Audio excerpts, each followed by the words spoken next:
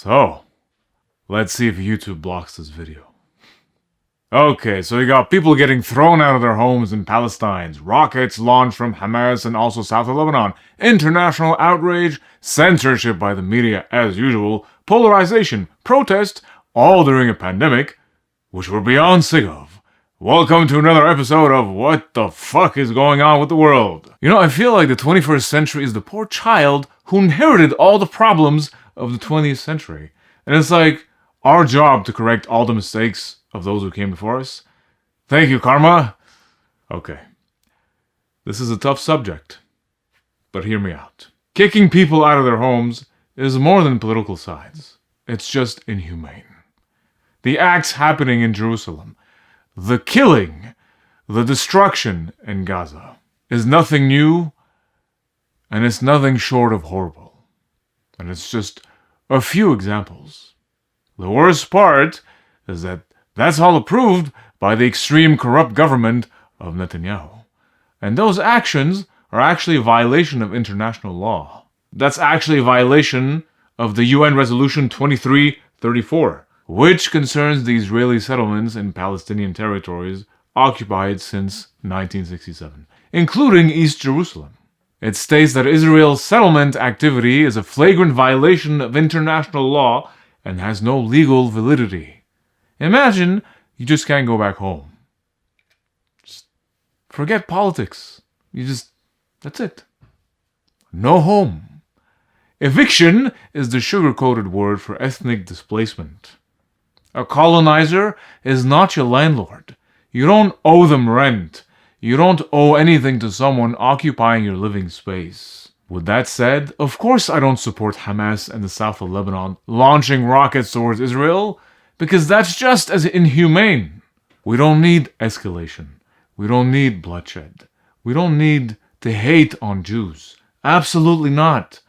I always think of families and children witnessing these atrocities and traumatic events, because no matter on which side of the border they stand, they're children, whether they were born on the Israeli side or on the Palestinian side. And their innocence is being ripped from them.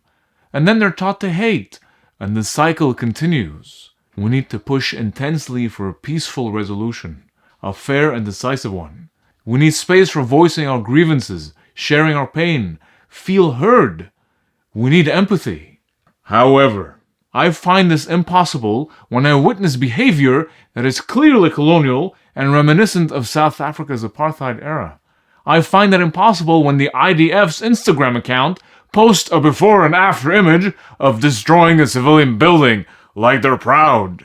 And I find it impossible when the entire US administration funds and supports a state just for its own interests and presence in the Middle East. If we look at the Middle East, I think it's about time we stop, those of us who support, as most of us do, Israel in this body, for apologizing for our support for Israel.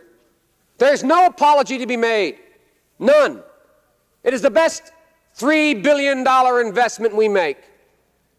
Were there not an Israel, the United States of America would have to invent an Israel to protect her interest in the region. Israel is the single greatest strength America has in the Middle East. I always say to my friends when they say those things to you, I say, imagine our circumstance in the world were there no Israel. How many battleships would there be? How many troops would be stationed? It's just strategy. They need to control. There's resources. This is why, despite human rights abuses, Biden would state that Israel has the right to defend itself. Even though its US-funded military power makes you question what self-defense really means. Almost $4 billion a year being funded to Israel's military. Imagine we put that into education or healthcare. How useful that could have been during the pandemic. Bernie Sanders put it well here. Palestinian families in the Jerusalem neighborhood of Sheikh Jarrah have been living under the threat of eviction for many years, navigating a legal system designed to facilitate their forced displacement. And over the past weeks, extremist settlers have intensified their efforts to evict them. All that is a reflection of the deepening occupation Meanwhile, the authoritarian, ultra-nationalist government of Netanyahu has been scrambling to stay in power with gazillion elections, managing to polarize his own citizens. It almost feels like he wants conflict and war, so he can present himself as the hero in whom his people must give all authority. But that's backfiring. Meanwhile, Palestine continues to be ignored, unrecognized, beaten down, silenced.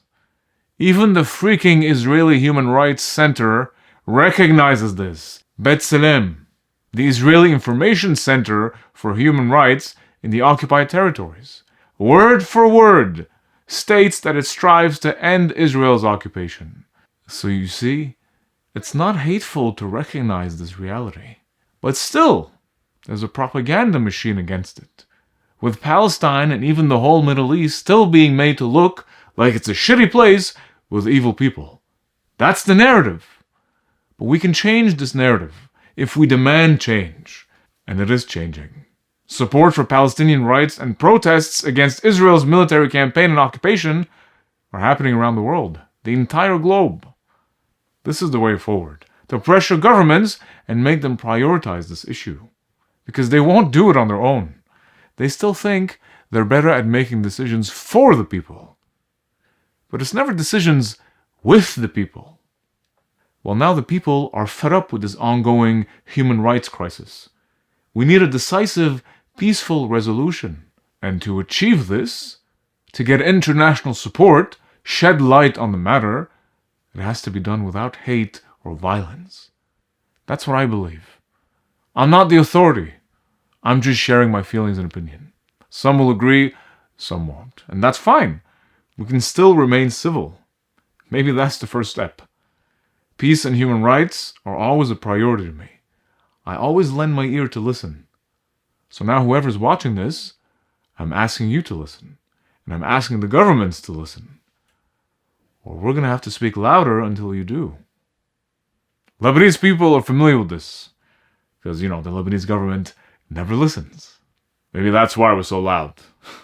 That said, Palestinian lives matter. Plain and simple. We need to understand this on a human level, not a political one. Thanks for watching, guys. Feel free to share your thoughts in the comments, and let's keep it civil. Take care. Assalamu alaikum and shalom.